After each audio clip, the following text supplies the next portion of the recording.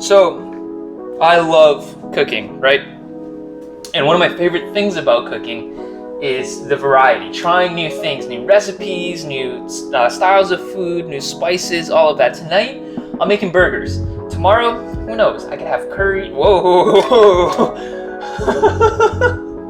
Tomorrow, I could be having curry, ramen, tacos, whatever I want. And imagine if you had to eat the same food every day for the rest of your life. You'd go crazy. That's why what I'm talking about today is so important to us, and it translates from food into how we live our lives. Today we're going to be talking about differences and diversity.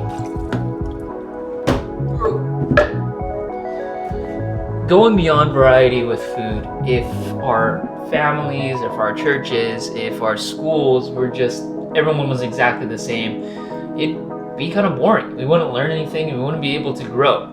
So today we're going to be looking at a section of scripture where Paul talks about differences and why they're a good thing. We're going to be mainly in 1 Corinthians chapter 12. So in 1 Corinthians chapter 12, we're going to be starting in verse 12. To paraphrase it, basically what Paul is saying is just as a body is made up of different parts, that they all serve the purpose of making up one body, it should be just like that in church. Different people play different roles, but they're not less important because they play a different role than someone else. In fact, Paul says that our differences should be celebrated. He says, imagine if someone was just eyeballs, or if someone was just fingers. They look like a thumb from Spy Kids. Differences should be celebrated, and they should be integral to our churches and the friends that we make. We shouldn't just be trying to hang out with exactly the same people as us. The differences help us to grow and to get to places that we couldn't get on our own. You're different than me, and I'm different than somebody else, and that's a good thing. In fact, Jesus broke down stereotypes and these differences, these cultural taboos, in something like John chapter 4 when he goes to the Samaritan woman at the well. That was a big no-no back in the day. They were complete opposites. But Jesus looked at her and said, you know what, even though you're completely different from me, I still see you as valuable and important. What's not so great though is when these differences lead to comparison and jealousy. Especially now in the age of social media, when you're constantly looking at the differences of someone else's life, and it's framed as something so much better. Whether they have more money or more friends or a better surfboard than you. Everybody hurts. To be constantly shown our differences in a way that frames our differences as less than leads us to feeling bad about ourselves. But can I encourage you that what makes you different is worth celebrating? I mean, try drawing with only your thumb or running without knees.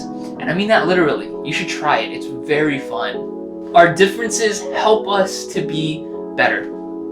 Our differences push us to try new things and to think about things that we wouldn't be able to think about on our own. So, to sum it all up, when you meet someone who's different than you, or you have to work with someone in school or in your family, you have a difference of opinion, it shouldn't be met with judgment or hate or looking down upon them. It should be seen as an opportunity for you to talk together and grow in a way that benefits both of you.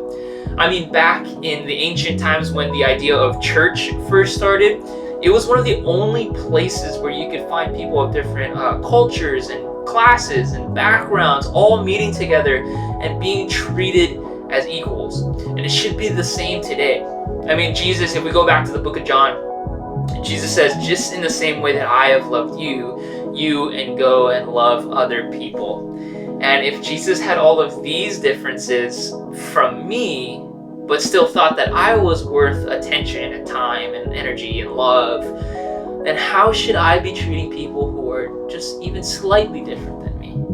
People who have different opinions or who eat different foods or dress a different way than me.